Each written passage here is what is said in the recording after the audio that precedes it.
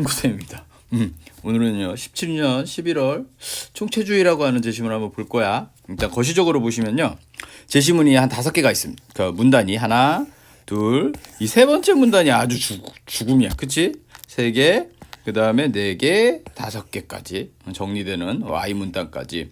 근데 사실 첫 번째 문단을 보시면 일단 거시적으로 일단 흐름을 좀 보면 일단 논리실증주의자라고 하는 사람하고 포포라고 하는 사람이 생각하는 지식의 체계와 뭐 과학적 지식이 어떻게 쌓이는지에 대한 설명을 해. 근데 사실 얘가 주인공이 아니라 실질적으로 하고 싶은 얘기는 콰인이 얘기하는 콰인의 총체주의라고 하는 애. 요거를 얘기를 하고 싶은 거야. 그래서 얘가 먼저 총체주의라고 하는 거를 정의를 내려줘. 여기서 이제 정의형이 쓰여. 근데 얘는 특이하게 사례가 먼저 나오고 그 사례를 바탕으로 정의를 뽑아내. 좀 이따 볼 거야. 자, 그 다음에 여기가 진짜 어렵고 조금 힘든 문단이었는데 뭐 총각은 총각이다 이거. 쟤를 공격하기 위해서 여기 이제 총각은 총각이다고 하는 어떤 논리를 쫙 펼쳐. B는 Q인데 뭐 이제 좀 이따 이거는 이제 우리 미시구조도로 다시 볼 거야. 그래 놓고 Y로 정리를 하는 거야. 얘가 얘기하는 총체주의란 뭐고 지식의 체계는 어떻게 생겼고 뭐 동그라미 안에 뭐 중심부와 뭐 이런 설명을 할 거야. 그래 놓고 여기에 대한 어떤 한계점이 Y로 다음 문단에서 다시 붙고 뭐 전체적으로는 이런 글이야. 그래서 얘는 총체주의가 사실 여기 들어가는 거고 콰인에 결국엔 요 X를 설명하기 위해서 얘네들 포포랑 논리실증주의자 나오는 거고 뭐 얘가 이제 A지 우리 설명할 때는 A고 실질적으로는 B라고 하는 얘에 대해서 글이 쭉쭉 전개가 되는 거고 여기서 빵 해갖고 여기서 엄청 세게 들어와 주는 거야.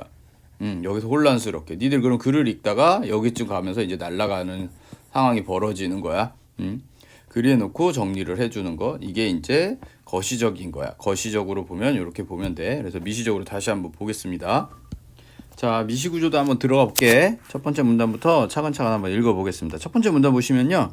논리실증주의자와 포포, 그치? 두 사람이 나오는데 사실은 얘네는 논리실증주의자, 포포가 나오긴 하지만 얘네들의 논의는 사실은 뒤에 나오는 콰인 때문에 나오는 거야. 그래서 논리실증주의자와 포포는 지식을 나눈대. 그치? 그래서 지식을 두 가지로 나누는데 수학적 지식처럼 경험에 의존하지 않는 것. 그치? 수학, 뭐 논리 이런 거.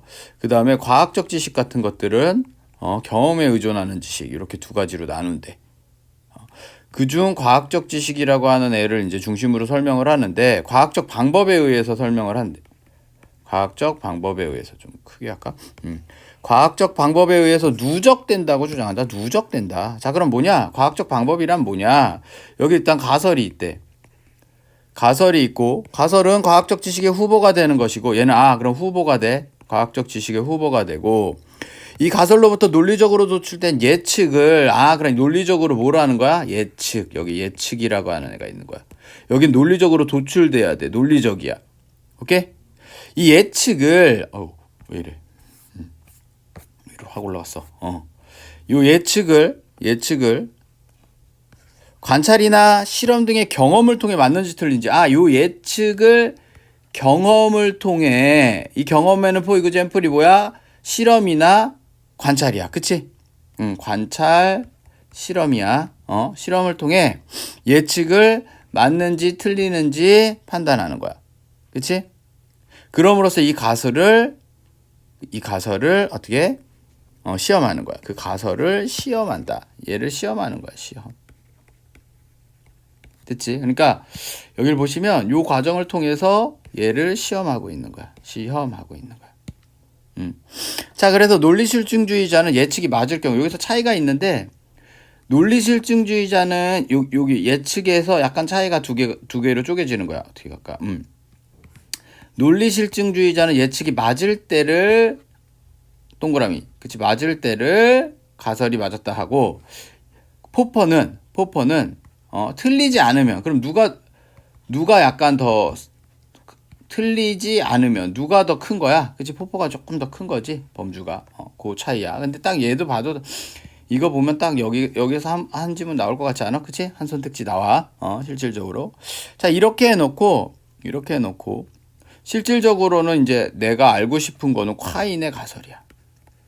콰인의 가설이 뒤에 나옵니다. 자, 콰인은 가설만 가지고 예측을 논리적으로 도출할 수 없다고 본다. 그러니까 위에서 얘네가 지금 했던 거 있잖아. 포포랑 논리실증주의자는 가설만 가지고 예측을 이렇게 하고 예측을 이렇게 하면 된다라고 했는데 콰인은 저걸 이제 반박하는 거예요. 그래서 똑같이 일단 잡아주면 될 것 같아. 가설만 가지고 예측을 할 수 없다. 그러면서 이걸 설명하기 위해서 사례를 주는 거야. 그치? 사례를 주는데 A가 뭐냐면 새로 발견된 금속 M은 열을 가두면 팽창한다는 가설. 그치? 가설. 동그라미 쳐봐. 그리고 열을 받은 M이 팽창할 것이라는 예측이 세모야. 그러니까 이 동그라미만 가지고 여기는 A라 그랬지. A만 가지고 B를 예측할 수 없다라는 거야. 그럼 먼저 지금까지 관찰한 모든 금속은 열을 받으면 팽창한다는 기존 지식과 네모쳐봐. 기존 지식이 뭐야? 지금까지는 모든 금속이 열을 받으면 팽창했어. 그치? 그러니까 기존 지식이라는 애와 더해서 모두 필요해. M에 열을 가했다라는 조건이라는 건 정확하게 열을 가했다고 M에게. 뭐 딴 데로 열이 새지 않고 조건. 조건 등이 필요하다. 이렇게 예측은 얘는 내가 알고 싶은 이 예측은 A만 갖고 되는 것이 아니라 기존의 지식들. 그러니까 예측은 가설. 동그라미 해볼까? 가설, 기존의 지식, 여러 조건. 그러니까 얘 봐봐.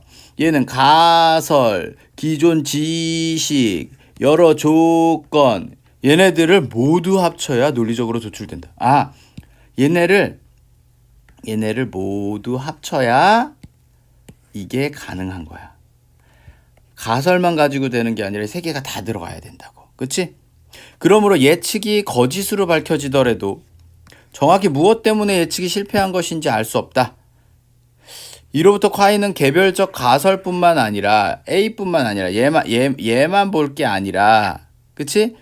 기존 지식과 여러 조건들을 모두 포함하는 전체 지식. 요 동그라미 얘에 대한 이름을 딱 줬네. 뭐라고 이제? 얘를 뭐라고 부를 거냐면 전체 지식이라고 부를 거고, 이 지식이 경험을 통한 시험의 대상이 돼야 되는 거야. 경험을 통한 시험의 대상이 될 거야. 뭐가? 이 전체 지식이. 이렇게 하는 게 바로 뒤에 나오는 무슨 주의? 총체주의라는 거야. 그래서 요번 문단은 그러니까 지금 어떻게 된 거냐면 이 문단은 앞에 얘랑 비교 대조하는 거야. 지금 이 동그라미랑 논리실증자와 포포와, 그치? 비교 대종을 해서 콰인의 총체주의를 설명하고 있는 거고, 재밌는 게 먼저 사례가 먼저 나왔고 그 사례를 통해서 X라고 하는 총체주의를 뽑아냈어. 그치? 뭐 정의형을 거꾸로 했다라고도 볼 수 있을 것 같고, 그치? 그래서 콰인이 이야기하는 총체주의에 대해서 설명을 했어. 그치? 자, 그래서 세 번째 문단으로 넘어오시면 여기가 이제 제일 어려웠던, 그치? 아주 복잡했던 제시문이야. 그래서 이걸 한번 천천히 읽으면서 갈게. 일단 처음에 보시면 논리실증주의와 포포는 수학적 지식이나 논리학 지식처럼 경험과 무관하게 참으로 판별할 수 있는 분석 명제와 과학적 지식처럼 경험을 통한 참으로 판별하는 종합 명제를 다른 종류라고 했다. 그래서 얘는 분석 명제와 종합 명제를 나눴어. 그치? 얘네 논리실증주의자와 포포가. 그럼 우리의 주인공은 콰인이잖아. 그치? 얘네는 지식을 명제를 분석 명제랑, 그치? 종합 명제로 나눴다고. 얘네 두 개가 서로 다르다라고 얘기했는데 얘가 이제 이거를 깔 거야. 이걸 이제 공격하면서 이게 다르지 않다라는 걸 보여주고 싶은가 봐. 콰인이. 총체주의의 콰인이. 그치? 콰인은 총체주의적을 정당화하기 위해 이 구분을 부정하는 논증.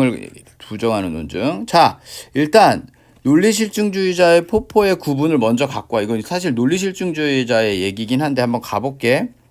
총각은 총각이다와 같은, 그럼 봐봐. P는 P이다와 같은, 그치?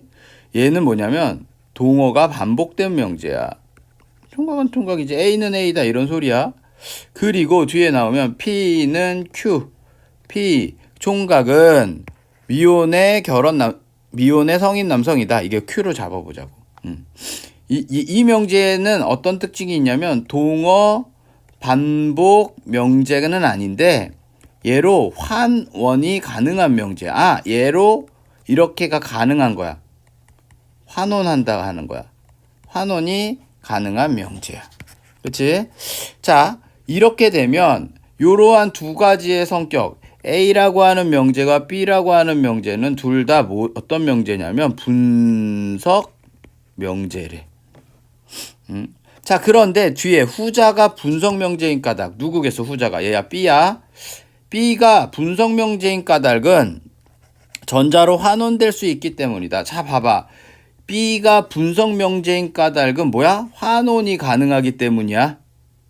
자, 그럼 환원이 가능한 것은 총각과 미혼 성인 남성이 동의적 표현이기 때문인데 얘가 갑자기 날라갔어. 어디까지 갔어? 자, 다시 얘가 가능한 이유는 P와 Q가 어떻기 때문에 P와 Q가 동의적 표현이기 때문이 그래. 동의적 같은 뜻이다. 동의적 표현이다. 환원이 가능한 이유는 동의적 표현이야. 그럼 동의적 표현이라는 건 뭐냐? 왜 동의적이냐면 둘은 서로의 대체하도록 명제가 참 또는 거짓이 대체가 가능하대. 대체를 하더라도 명제가 참 또는 거짓이 바뀌지 않는데. 그치? 이게 대체 가능한 거야. 근데 이것만으로는 두 표현이 의미가 같다는 것을 보장하지 못해서 동의적 표현은 언제나 반드시 대체 가능해야 한다는 필연성 개념에 동의적 표현은 다시 이게 필연성에다가 의존해야 된대. 필연성의 뜻은 뭐냐면 언제나 반드시야. 언제나 반드시가 필연성이야. 됐지? 대체 가능해야 된다. 그럼 동의적 표현은 대체 가능해야 되고 필연적으로 대체 가능해야 돼. 자, 근데 여기 문장이 되게 중요해. 이렇게 되면 동의적 표현이 동어 반복 명제로 환원 가능하게 하는 것이 된대. 여길 잘 봐야 돼. 주어가 뭐냐면 동의적 표현이야. 동의적 표현. 그치? 아까 동의적 표현 세모 쳤었네. 이 세모가 여기도 쳐볼게. 동의적 표현이 동어 반복 명제로 환원을 가능하게 하는 것이 되는 거야. 그러니까 얘를 가능하게 해주는 게 주어가 뭐냐면 얘인 거야. 우리 지금까지 뭘 봤어? 왜 환원이 가능하냐? 그럼 동의적 표현이기 때문에 그래. 그러면서 동의적 표현을 쭉 설명했다고. 대체가 가능하고 필연적이다 이렇게. 근데 이렇게 되면 거꾸로 세모가 다시 이게 주어잖아. 얘를 가능하게 하게 되는 거래. 이해하려고 하지 말고 문장을 정확하게 그냥 읽어. 환원이 가능하게 하는 거. 누가? 동의적 표현이. 세모가 얘를 가능하게 하는 거야. 가능하게 함. 주어가 얘야. 필연성 개념은 다시 그래서 자꾸 이러네. 자꾸 흐름을 끊네. 미안해. 자, 이 필연성 개념은 그치?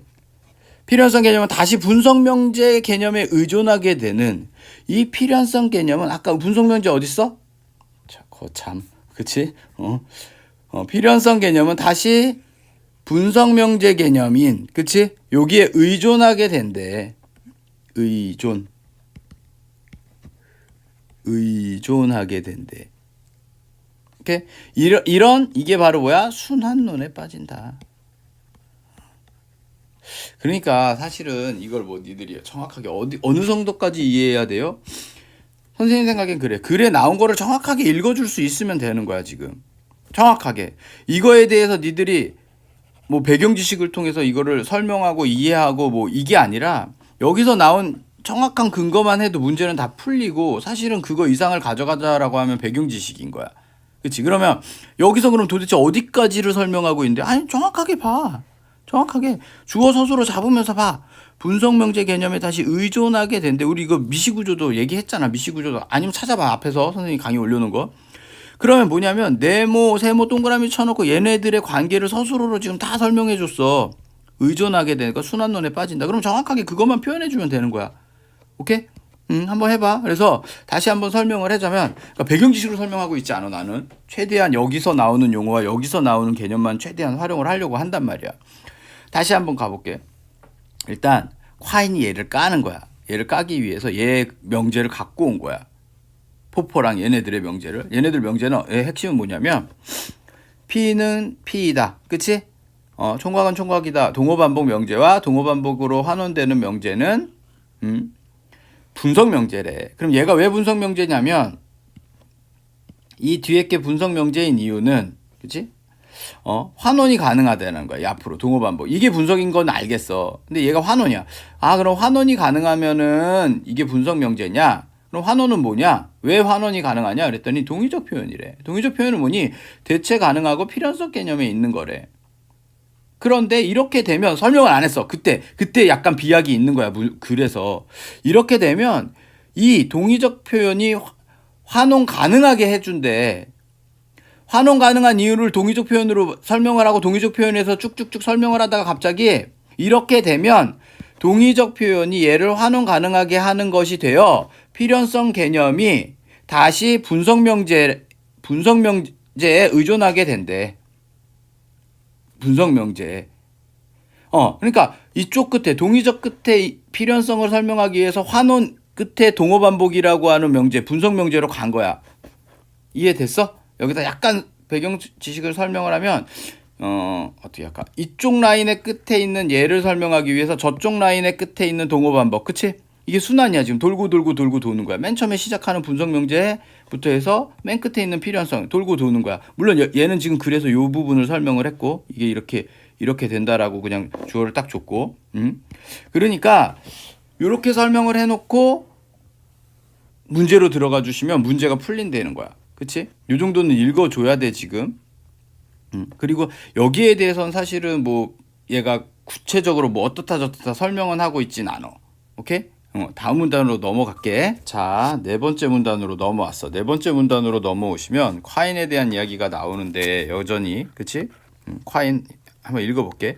콰인이 분석 명제와 종합 명제의 지식을 구분하는 대신에, 그럼 얘가 이제 깠잖아. 포포의 논의 네 번째 문단이야. 그러니까 포포랑 논리실증주의자 니들이 얘기하는 것처럼 이게 딱 구분이 되는 게 아니야. 그럼 콰인이 얘기하는 건 뭔데? 얘가 이제 제시하는 어떤 지식의 모형을 보여줘야 될 거 아니야. 그래서 얘가 제시하는 건 자꾸 이렇게 되네. 얘가 제시하는 건 중심부와 주변부라고 하는 개념을 제시했어. 그치? 중심부와 주변부라는 개념. 중심부 지식과 경험과 직접. 그러니까 주변이라고 하는 건 얘는 경험과 직접 부딪히는 거고 중심부는 약간 얘까지 오려면, 그치? 이 경험을 통해서 확 부셔지지 않는 거야. 경험과 직접 충돌하는, 그래서 참과 거짓이 쉽게 바뀌는 거고 주변부는 그거의 토대가 되는 중심부 지식은 상대적으로 견고한 거야. 하지만 명확히 나눌 수 없기 때문에 다른 종류라고 생각하는 거 아니야. 중심과 주변이 다른 건 아니라는 거야. 좀 크게 그릴까? 크게 그려볼게. 콰인의 논리야. 그래서 중심과 주변이 있고 경험으로부터, 그치? 직접적으로 부딪히는, 여기 이제 충돌이 일어나겠지. 이게 이제 주변이고 중심인데 뭐 위치의 문제지 근본적으로 얘네가 다르다라고 하기는 어렵다라는 거야. 그치? 그래서 논리학의 지식은 무지식의 한가운데 있어서 멀리 떨어져 있지만 그렇다고 무관한 것은 아니다. 그러니까 여기에 사례로 수학, 논리 이런 애들은, 그치? 경험에 의해서 막 부셔지지는 않아. 막 바뀌지는 않지만 그렇다고 경험과 아주 무관하진 않다. 자, 그런데 주변부 지식이 경험과 충돌하여 거짓으로 밝혀지면 전체 지식의 어느 부분을 수정해야 할지 고민하게 된다. 여기를 수정해야죠. 무슨 소리예요? 고민하게 된대. 총체주의에서는. 왜? 여기가 이제 구야.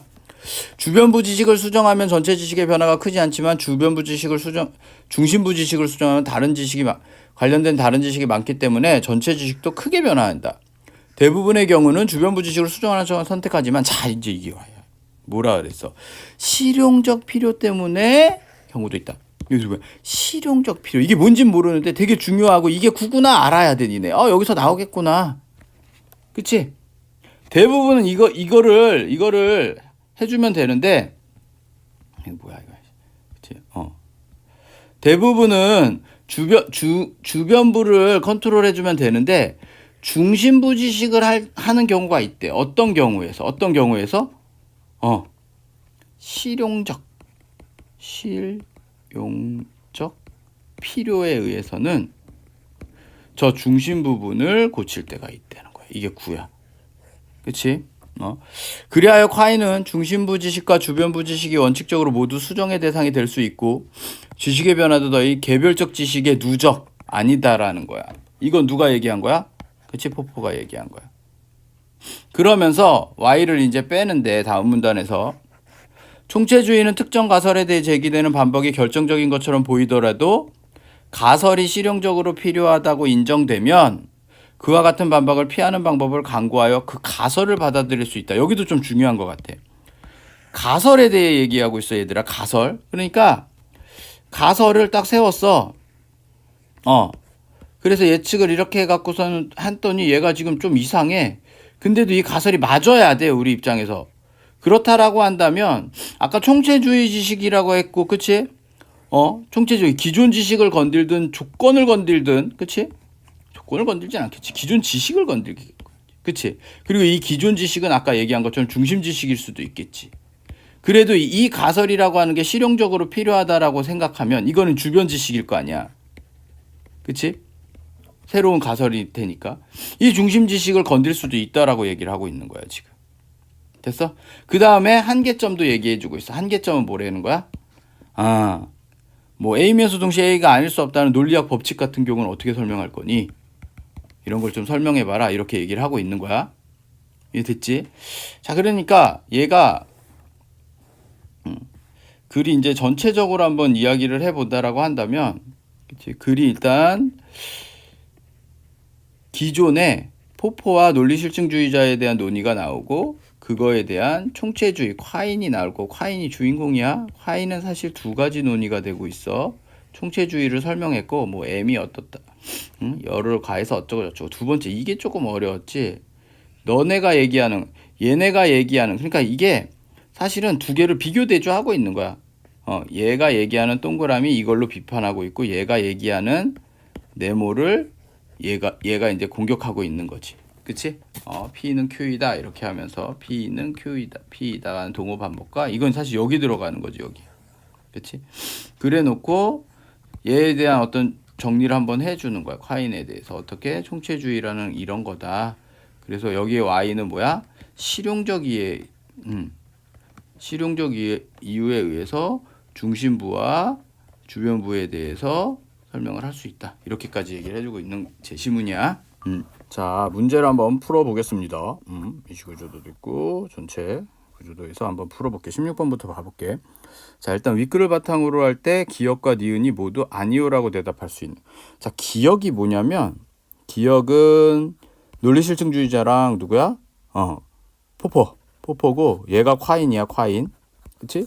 그러니까 입장에 대한 질문이야. 논설문이라서 어떤 주장과 어떤 입장으로 지금 주장을 하고 있는지 그런 거야. 한번 볼게.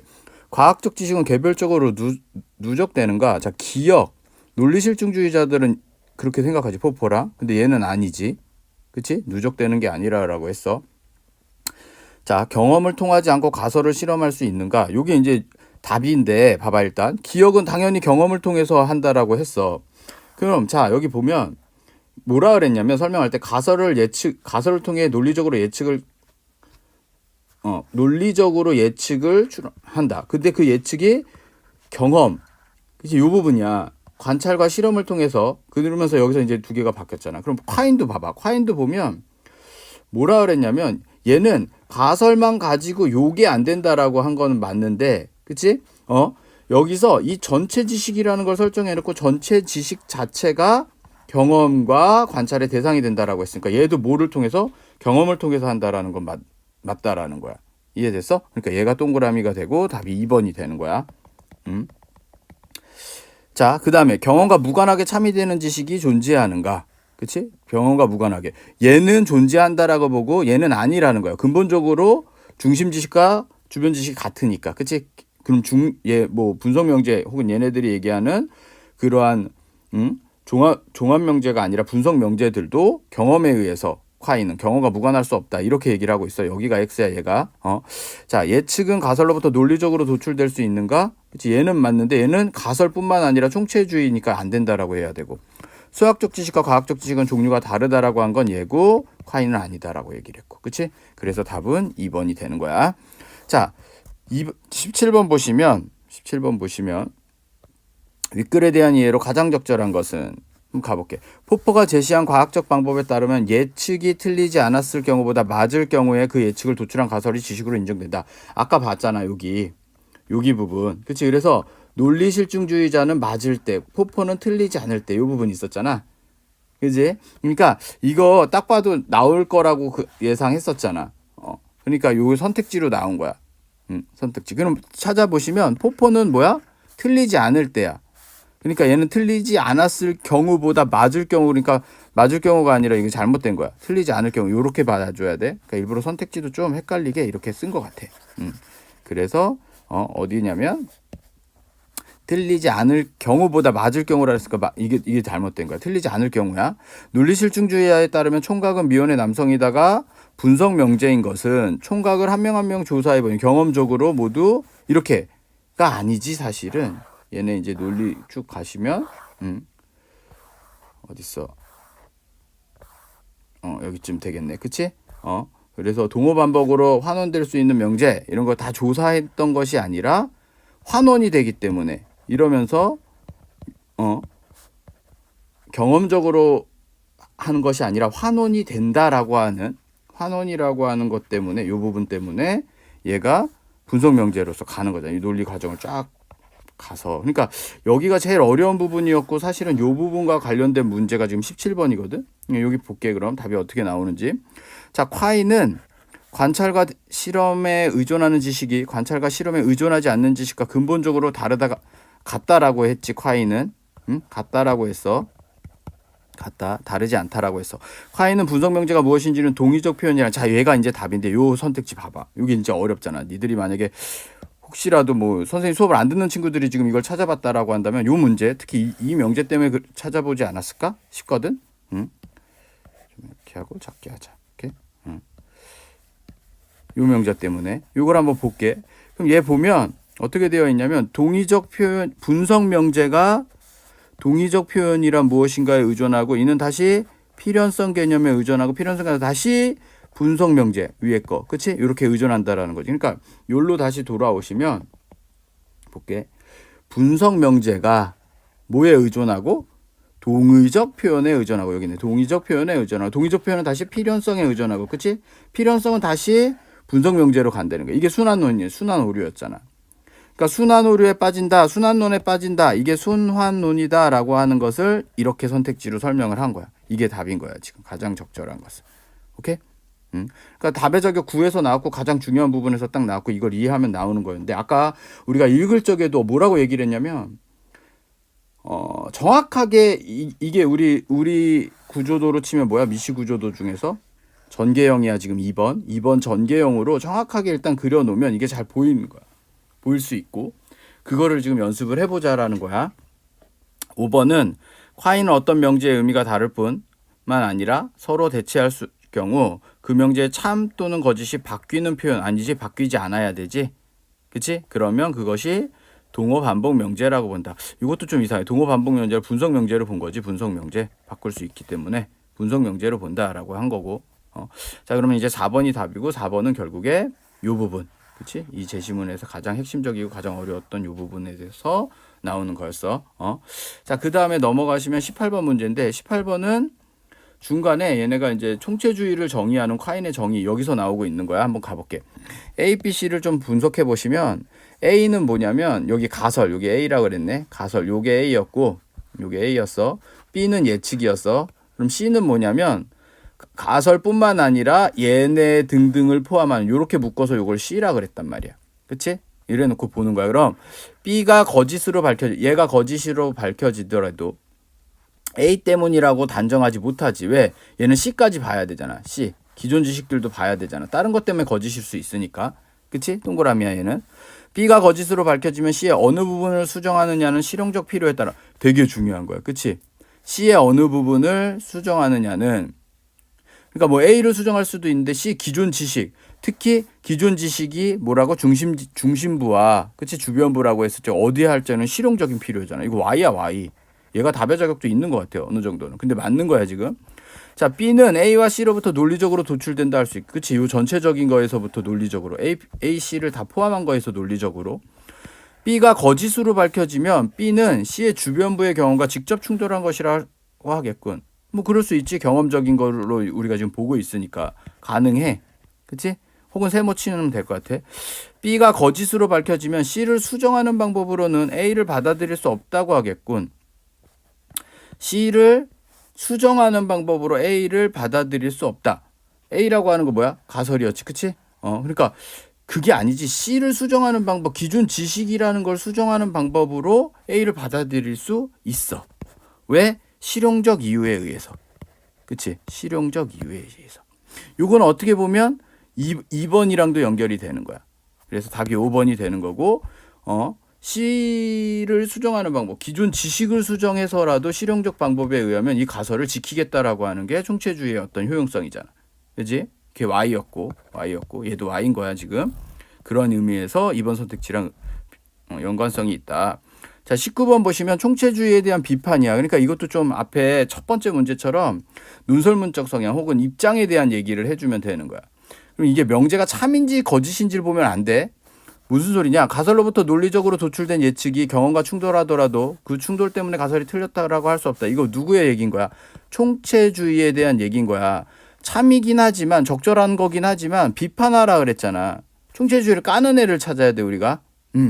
논리학 지식이나 수학적 지식이 중심부 지식의 한가운데 위치한다 해서 경험과 무관한 것 아니다. 이것도 총체주의야. 전체 지식은 어떤 결정적 반박일지라도 피할 수 있기 때문에 수정 대상을 주변부 지식으로 한정하는 것을 잘 보시다. 이것 또한 총체주의야. 여기 이제 주변부를 설명했지만 중심부조차도 실용성에 의해서 고칠 수 있다를 알아야 되잖아. 그치? 그러니까 뭐 이건 세모 동그라미를 해서도 좋지만 얘도 총체주의라는 거야. 그 다음에 중심부 지식을 수정하면 주변부 지식도 수정해야 하겠지만, 그치? 주변부 지식이 수정한다고 해서 중심부 지식을 수정하는 것은 아니다. 뭐 명제 자체는 맞는데 이게 총체주의에서도 사실은 요 논리가 맞기는 한데 이게 총체주의인지 아닌지 모르더라 그래도 총체주의를 지금 비판하는 걸 찾고 있잖아. 그치? 이 비판은 아니야. 중심부 지식과 주변부 지식 간의 경계가 불분명하다 해도 총체주의야. 중심부 지식 중에는 주변부 지식들과 종류가 다른, 그치? 뭐라 그랬어 아까. 그 안에 종류가 다른 거에 대한 거 맨 마지막에 붙었잖아. 비판하면서. 그치? 제시문을 비판하면서 이게 문제가 된다. 그러니까 이거는 어떻게 보면 글로 치면 맨 마지막 Y가 있는 부분에서 총체주의의 어떤 한계? 그 부분을 가지고 선택지 5번이 나온다고. 됐지? 이해했지? 얘는 뭐 2번 하시면 되고요. 그래서 이렇게 풀어봤는데 일단 제시문이 일단 선생님이 이런 제시문을 해법은 일단 거시적으로 일단 총체주의를 설명을 했고, 그치? 그거를 설명하면서 논리실증주의자와 포퍼 얘기를 하고 있고, 그 정의가 쭉쭉 나왔고, 정의 내려졌고, 그 다음에 이제 제일 핵심적인 거, 얘가 이거를 공격하는 어떤 포인트, 그치? 그러니까 총각은 총각이다는 사실은 누구 거야? 논리실증주의자 포퍼 거야, 그치? 그 다음에 콰인이 그거를 공격을 했고, 그 다음에 얘가 내 총체주의의 어떤 정의를 내려줬고 거기에 대한 어떤 한계점, 그치? 마지막 문제 19번 문제는 요거 가지고선 지금 답이 나오는 거고, 됐지? 그래서 이런 식으로 미시적인 거 거시적인 거 독해를 좀 해봐. 독해를 해서 구조도를 그리면서 푸는 거 한번 보시고, 이걸 만약에 딱 맞는데 좀 어떻게 하는지 잘 모르겠다라는 친구들은 앞에 거 좀 찾아봐. 영상들을 다 올려놨어. 그래서 계속 이제 기출들을 한번 하나씩 찍어서 한번 올려볼게.